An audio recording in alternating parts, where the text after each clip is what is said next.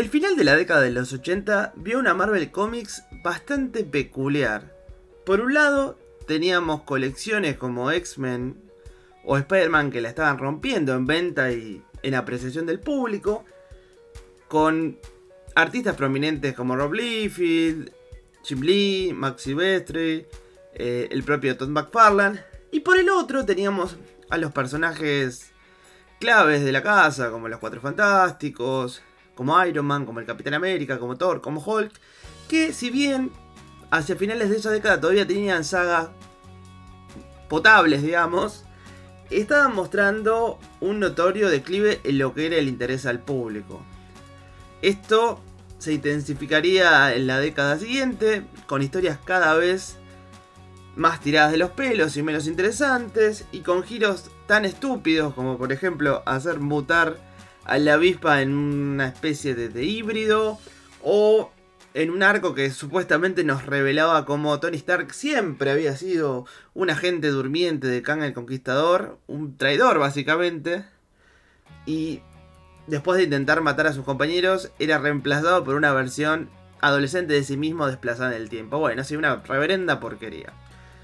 A todo esto, a nivel editorial, pasó algo bastante sísmico, que ya nombré en otros videos, pero que es importante acá remarcar,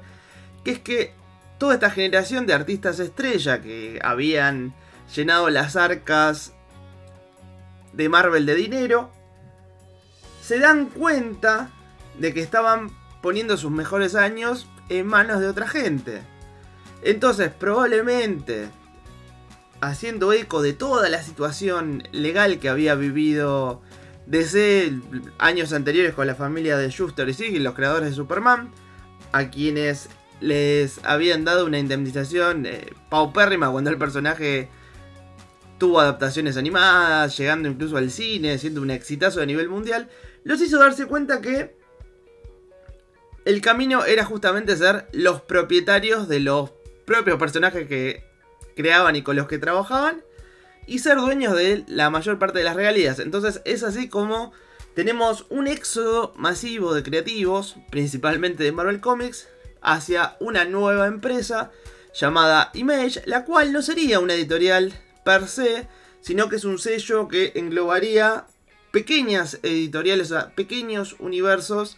cada uno propiedad de un autor, digamos, de renombre de esta generación dorada de finales de los 80, principios de los 90. Bueno, lo que pasa después ya lo sabemos todos. Hay un declive general en la calidad, incluso de los títulos que sí vendían. Caso Spider-Man, que se va a pique. Con X-Men hay un declive, pero tenemos historias muy dignas, logran mantener el fuerte. Pero como dije hace unos minutos, el resto de las colecciones estaban ya acercándose a lo peligrosamente desabastecido de lectores, al punto de llevar a la editorial a serios problemas económicos. Es así, bueno, como llegamos al evento conocido como la saga de Onslaught, que cubrí en el primer video de esta serie llamada Cómics en el Recuerdo. Si les interesa, se los voy a dejar al final de este video para que lo vean. Y esto da pie a un cambio de status quo, donde en principio algunos de los personajes más emblemáticos, y casualmente todos estos que habían caído en desgracia, llámese los Cuatro Fantásticos, los Vengadores y demás, morían enfrentando a este villano. Pero en realidad el morían le quedaba un poco grande, y lo que pasaba es que, como nos enteraríamos después, Franklin Richard, hijo de los Cuatro Fantásticos y un mutante de nivel Omega, quiere decir los que tienen la capacidad de manipular la realidad, los transportaría segundos antes de su muerte a un universo de bolsillo. Entiéndase este concepto de un universo artificial que cumple alguna función muy específica, no una tierra paralela per se, como las numeradas, no es la Tierra 616, sino que es una tierra que existe escondida dentro de algún lugar de la 616. Esto lo veríamos después en un montón de historias, tanto de Marvel como de DC, y donde todas las historias empezaban de vuelta, intentando un poco lo que 10 años después haría todo el universo Ultimate, pero esa es otra historia. La cuestión es que el principal foco de separar estos dos grupos era, por un lado, darles un inicio fresco a estos personajes que ya estaban muy viciados de historias que no habían funcionado. Y por el otro, dejarlo en manos de estas personas que originalmente la habían pegado con títulos justamente como X-Men o como Spider-Man, llámate Jim Lee, Rob Liefeld, etc. Entonces, teníamos un relanzamiento del Capitán América, un relanzamiento de los Cuatro Fantásticos, un relanzamiento de Iron Man, un relanzamiento de los Vengadores como grupo. Y hace poco me enteré también que hubo una historia de Thor, la cual jamás leí, pero bueno, investigando me enteré. Obviamente ellos le imprimían desde lo narrativo y desde lo visual este estilo tan característico que tenían las historias de Image. Y lo que debió haber sido un éxito de venta, sumando 1 más 1, terminó siendo un desastre absoluto, enojando a los lectores veteranos y no gustándole a los lectores más nuevos, en parte justificablemente por su ritmo muy acelerado, porque las historias no daban respiro y no de la buena manera, y por elecciones estéticas un tanto cuestionables y un tanto grotescas, como ese recordado Capitán América que es más abdomen que ser humano, y el cual estoy poniendo en la miniatura justamente para evocar toda esta época, producto del siempre recordado Rob Liefeld, ¿no? Entonces, de esta manera, este experimento dura un año. Las series llegan a tener 12 números, culminando en un arco que no estuvo de todo bien desarrollado, pero que a mí en lo personal me pareció bastante interesante, que sería la llegada de Galactus, causado más que nada por la colección de los Cuatro Fantásticos, y donde los héroes constantemente fracasan y vuelven en el tiempo en una especie de loop, siendo por ahí el Doctor Doom el que guía todo este proceso. La verdad que me pareció bastante novedoso y bastante fresco esto de que fracasen, vuelvan en el tiempo y vuelvan a fracasar y vuelvan en el tiempo, que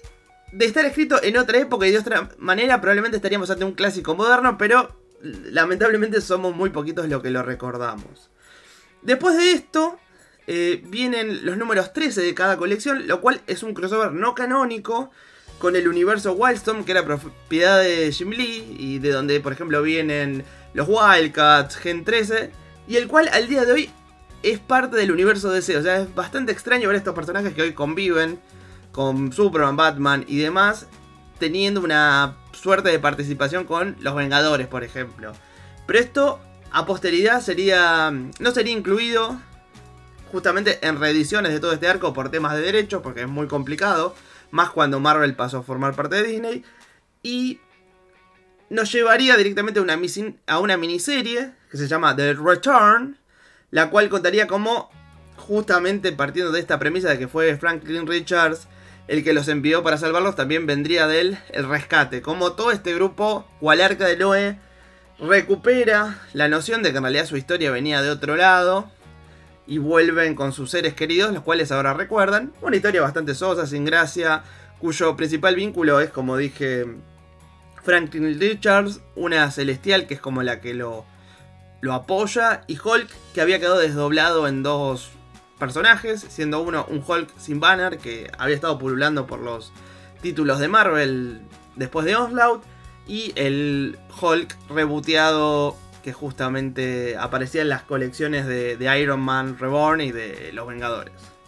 Después de este título hubo unas miniseries más totalmente intrascendentes que mostraban qué había sido de este mundo después de que se fueran todos sus principales héroes, lo cual otra vez es un concepto bastante interesante. De hecho, el único que había quedado era Doom, que por algún motivo había abandonado el barco a último momento. Dijo, bueno, mejor me quedo acá en una tierra sin héroes, lo conquisto. Pero después de ese mundo tuvo un montón de problemas, y por A o por B Doom terminó volviendo a la continuidad normal, como lo vemos al día de hoy. El concepto per se, como dije antes, era interesante, pero la escritora confusa, ideas que por ahí no terminan de cuadrar y demás cosas hacen que la verdad sea una lectura poco memorable, bastante extraña y que muestra mucho de los vicios de su época también. Y es por eso que generalmente somos muy poquitos los que recordamos con algo de cariño esta época, que como dije tuvo muchos traspiés, pero de repente, por ejemplo, se deja disfrutar en esos primeros números de la serie de los Cuatro Fantásticos, para mí la mejor de todo este grupo,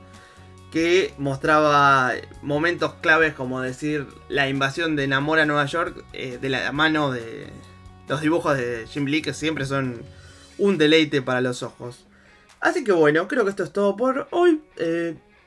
Ahora me gustaría leer sus comentarios. ¿Tuvieron la oportunidad de leer alguno de estos cómics? ¿Sabían que se encuadran dentro de este contexto? O como me pasó a mí de chico, por ahí pensaban que eran números de la serie regular un poco más viejos, tuvieron como esa confusión, los lograron acomodar en tiempo y espacio, fueron siguiendo todo lo de Onslaught y después llegaron orgánicamente acá. O tal vez los juntaron más de viejos, también como me pasó a mí, que los terminé de completar de adultos ya. Compré toda la colección junta prácticamente. Como siempre me gustaría leer sus comentarios. Si les gustó el video les voy a pedir un like. Y si da la casualidad de que caíste en el canal de Papalopoulos por este video en particular, te invito a suscribirte. Así podés ver todos los demás videos de cómics en el recuerdo que seguramente te van a encantar. Hasta la próxima.